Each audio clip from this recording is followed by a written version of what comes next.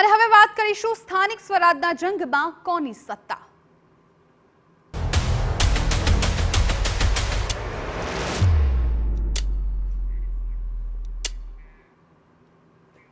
પંચમહાલ જિલ્લાની કાલોલ નગરપાલિકાની ચૂંટણી યોજાવાની છે, ત્યારે કાલોલ નગરપાલિકામાં કુલ 7 વોર્ડની 28 બેઠકો માટે ચૂંટણી યોજાવાની છે। હાલમાં 28 બેઠકો પૈકી 7 બેઠકો બિનહરીફ થતા ભાજપે એ 7 બેઠકો પર ચૂંટણી યોજાય તે પહેલા સત્તા મેળવી છે, જ્યારે બાકી રહેલી 21 બેઠકો પર ચૂંટણી યોજાવાની છે, જેમાં કુલ 56 ઉમેદવારો વચ્ચે ચૂંટણી જંગ જામ્યો છે, જેમાં 17 ભાજપના, 34 અપક્ષ, 6 કોંગ્રેસના ઉમેદવારો મેદાનમાં છે। કાલોલના મતદારોનો શું છે મિજાજ, જાણીએ તેમની પાસેથી।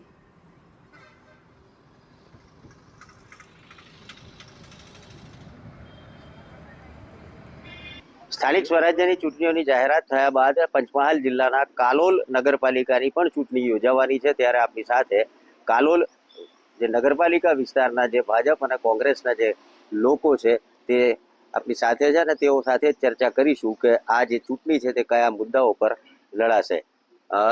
પ્રથમ આપને પૂછવા માંગીશ, કયા કયા વિકાસના કામો કાલોલ નગરપાલિકા વિસ્તારમાં થયા છે? ભારતીય જનતા પાર્ટી માત્ર ને માત્ર વિકાસના કામ પર જ ચૂંટણી લડશે, જીતશે ભારતીય જનતા પાર્ટીનો જ પ્રમુખ બેસશે।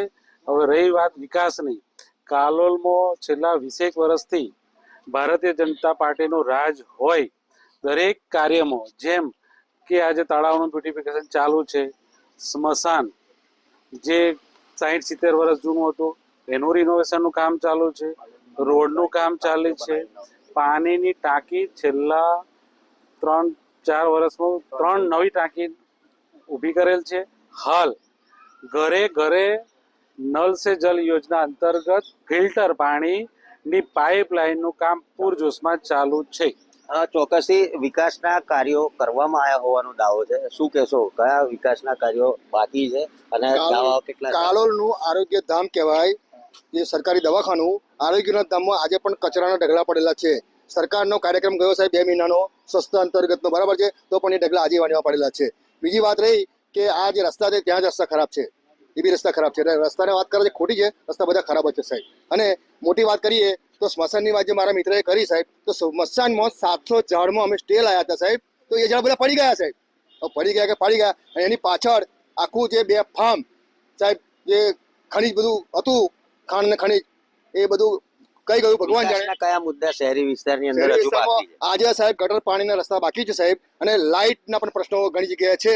લાઇટમાં ત્યાં ગાડી હું જાતે ગયો હતો નગરપાલિકામાં, ત્યાં ગાડી કોઈ માણસ નથી હોતો, અને રજીસ્ટર જે મેન્ટેન કરે છે એ ઓનલાઈન કરે છે ને મેન્ટેન બી કરે છે, પણ ત્યાં ઉકેલ આવતો નથી મહિના। કઈ કઈ સુવિધાઓનો અભાવ છે નગરપાલિકા વિસ્તારની અંદર? અમારો તો એક જ મતલબ છે કે અમારી સત્તા આવશે તો સત્તા પ્રજાની વચમાં જઈને કોમ કરશે, અને જે નાની નાની ગટરો છે જે ઉભરાઈને બહાર આવી જાય છે એને અમે સોલ્વ કરીશું, એને મોટી બનાવીશું અમે કોમ પ્રજાને વચમાં કરીશું। હા, ચોક્કસથી સ્થાનિક પ્રશ્નો છે, ગટર છે, પીવાના પાણીની પ્રાથમિક સુવિધાઓનો અભાવ હોવાનો દાવો છે, શું કહે? પ્રાથમિક સુવિધાનો કોઈ જ અભાવ નથી, પાણી અત્યારે પણ કાલોલ નગરને ફૂલ ફોર્સથી મળે છે। અને બીજી વાત કરું તો અત્યારે કાલોલ નગરમાં નવી પાઇપલાઇનનું કામકાજ ચાલે છે, જેથી ફોર્સથી બધાને કામ મળશે। વડીલે હમણાં કહ્યું કે ગટરો ઉભરાય છે, અત્યારે કાલોલ નગરની અંદર ભૂગર્ભ ગટર યોજના આખી બની ગઈ છે અને એ ચાલુ નથી થઈ, ટૂંક સમયમાં એના જોડાણ પણ આપવામાં આવશે, જેથી એ ગટરના પાણી રોડ પર આવવાનો પ્રશ્ન પણ પૂરો થઈ જશે। ભારતીય જનતા પાર્ટીએ કાલોલ નગરની અંદર ખૂબ સારું કામ કર્યું છે અને ફરીથી પણ આ સિલસિલો છે એ ચાલુ રહેશે। શું કહેશો, કયા કયા વિકાસના કાર્યો હજુ કરવાના બાકી છે અથવા તો નથી થયા?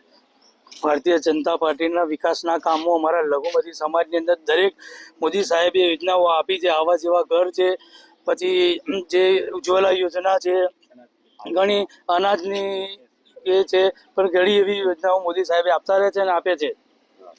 શું કહેશો આપ, બીજી કઈ સુવિધાઓ અહીંયા કાલોલ નગરની અંદર કરવાની હતી જે હજુ થઈ નથી?